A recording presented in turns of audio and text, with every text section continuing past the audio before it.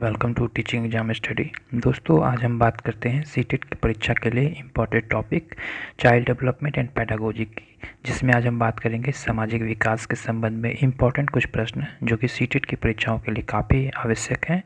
और अगर ये आप 10 मिनट की वीडियो देख लेते हैं तो आने वाली परीक्षाओं में आपको काफ़ी प्रश्न जो हैं इस वीडियो से मिल सकती है। तो आप वीडियो को पूरा देखें।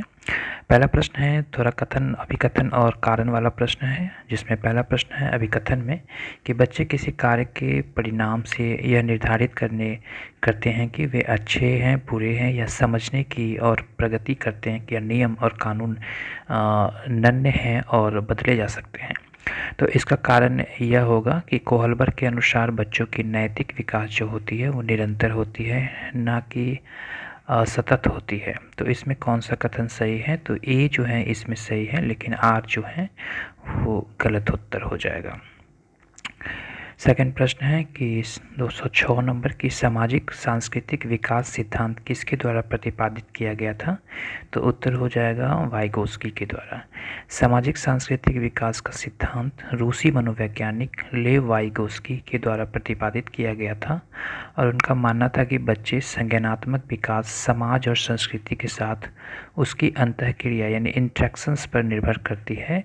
और वाइगोस्की ने समीपस्थ विकास का क्षेत्र, जिसे जेडपीडी यानी जोन ऑफ प्रॉक्सिमल डेवलपमेंट और मचान यानी कि स्कैफोल्डिंग जैसे महत्वपूर्ण प्रत्यय का वर्णन किया था। आइए नेक्स्ट प्रश्न हम देखते हैं। थोड़ी लंबी प्रश्न है, आप इसे समझेंगे कि क्या आपके माता पिता की अनुपस्थिति में फ्रीजर से चॉकलेट चोरी करना ठीक है? इस सवाल के जवाब में 4 वर्ष की मीरा ने जवाब दिया कि ऐसा करना गलत होगा, क्योंकि ऐसा करने से मुझे माता पिता से सज़ा मिल सकती है। और मीरा का नैतिक तर्क लॉरेंस कोहलबर्ग के नैतिक विकास के सिद्धांत को किस अवस्था को दर्शाता है? तो सही उत्तर हो जाएगा ए नंबर, यानी पूर्व परंपरागत अवस्था इसका सही उत्तर हो जाएगा। सेकंड और अगला प्रश्न है अभिकथन है कि बच्चों के द्वारा बचपन अलग अलग संस्कृतियों से अलग अलग तरह से अनुभव किया जाता है और इसका कारण है कि बच्चों का विकास सार्वभौमिक होता है। तो इसका सही विकल्प का चयन करें।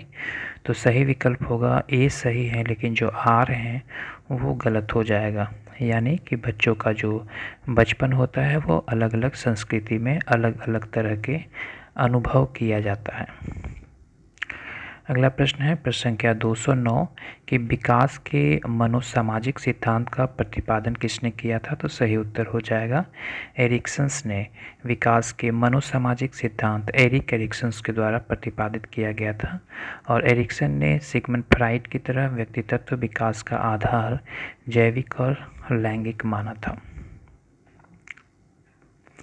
कुछ और प्रश्न हम देख लेते हैं जो कि काफ़ी इम्पोर्टेंट है। प्रश्न संख्या 210 है कि मनोविश्लेषणात्मक सिद्धांत का प्रतिपादक कौन थे? तो इसका सही उत्तर हो जाएगा ए नंबर, यानी कि सिगमंड फ्राइड।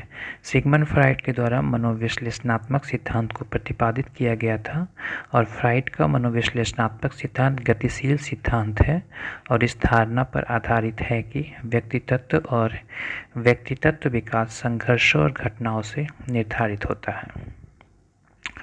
प्रश्न संख्या 211 है कि बच्चों के समाजीकरण पर परिवार की क्या भूमिका निभाता है? तो सही उत्तर हो जाएगा कि बच्चों के समाजीकरण में परिवार जो होता है वो मुख्य भूमिका को निभाता है। प्रश्न संख्या 212 है कि निम्नलिखित में से कौन सा समाजीकरण के गौण वाहक हो सकते हैं? तो इसका सही उत्तर हो जाएगा बी नंबर, विद्यालय और निकटतम परिवार के सदस्य। प्रश्न संख्या 213 है कि बच्चों के सामाजिक विकास में क्या विशेष महत्व रखता है? तो सही उत्तर हो जाएगा खेल। खेल विधि जो होता है वो बालक की मूल प्रवृत्तियों का विकास होता है, जिससे समायोजन की क्षमता में वृद्धि होती है और परिणाम स्वरूप बच्चे का सामाजिक विकास जो होता है वो सकारात्मक होता है।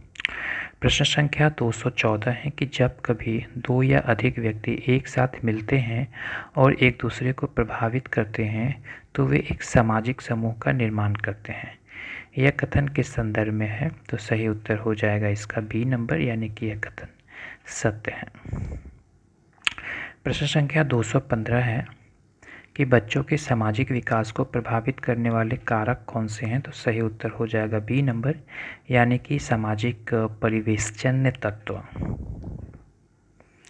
प्रश्न संख्या 216 है कि निम्नलिखित में से कौन सा प्रारंभिक बाल्यावस्था अवधि के दौरान उन भूमिकाओं एवं व्यवहारों के बारे में जानकारी प्रदान करते हैं जो एक समूह के स्वीकार्य हैं, तो सही उत्तर हो जाएगा डी नंबर, यानी माता पिता एवं भाई बहन।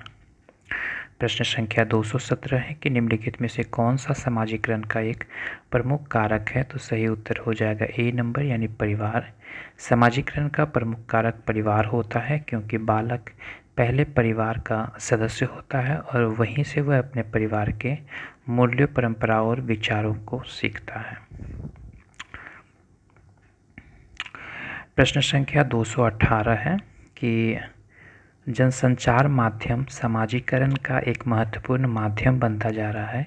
नीचे दिए गए कथनों में से कौन सा सबसे उपयुक्त कथन है, तो इसका सही उत्तर हो जाएगा सी नंबर, यानी कि संचार माध्यमों की पहुंच बढ़ रही है और जनसंचार माध्यम अभिवृत्तियों, मूल्यों और विश्वासों को प्रभावित कर रही है। प्रश्न संख्या 219 है कि विकास के लिए निम्नलिखित में से कौन सा एक उचित है, तो इसका सही उत्तर हो जाएगा बी नंबर, यानी कि सामाजिक सांस्कृतिक संदर्भ विकास का एक महत्वपूर्ण भूमिका निर्वाह करती है। प्रश्न संख्या 220 है कि निम्न में से कौन सा समाजीकरण का निष्क्रिय एजेंसी है, तो सही उत्तर हो जाएगा सार्वजनिक पुस्तकालय। अगला प्रश्न है प्रश्न संख्या 221 कि शिक्षा के संदर्भ में समाजीकरण से क्या तात्पर्य है, तो सही उत्तर सी नंबर हो जाएगा, सामाजिक वातावरण में अनुकूलन और समायोजन। शिक्षा समाजीकरण की प्रक्रिया को सरल बनाती है क्योंकि शिक्षा माध्यम से मनुष्य सामाजिक मूल्य, आदर्शों, व्यवहारों आदि को सीखता है और अपने आप को उसके अनुरूप बनाने का प्रयास करता है।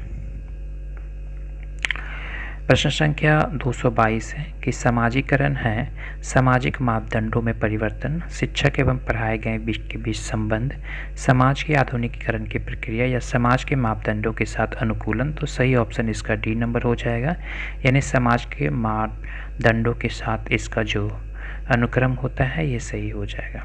प्रश्न संख्या 223 है कि निम्नलिखित में से किस अवस्था में बच्चे अपने समवयस्क समूह में के सक्रिय सदस्य होते हैं। काफ़ी अच्छी क्वेश्चन है, तो सही उत्तर हो जाएगा एडोलसन, यानी किशोरावस्था। किशोरावस्था में बच्चे अपने समवयस्क समूह में सक्रिय एवं सदस्य होते हैं। वे अपने समूह को घर और विद्यालय से अधिक महत्व देते हैं। प्रश्न संख्या 224 है कि सामाजिक प्रत्याशाओं के अनुरूप व्यवहार की योग्यता अधिकतम सामाजिक विकास कहा जाता है।